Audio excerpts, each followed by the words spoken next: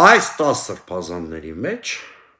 առնվազն 2-ի վերաբերյալ կասկածներ կան, որ նրանք կուսակրոնության ուխտը խախտել են, կամ նույնիսկ 3-ի: Մասնավորապես բոլորը գիտեն, որ Առաքել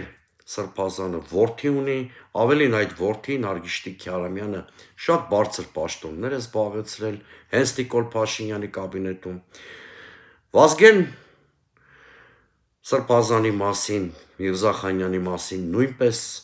մամուլում տեղեկություններ հայտնվեցին, որ երեխա ունի, Գևորգ սրբազանի մասին ասեկոսեներ կան, որ սիրահետել է իր թեմի քահանաներից մեկի կնոջը և այլն, և այլն: Էլ չեմ ասում, որ Նիկոլ Փաշինյանի մոտ խռովարար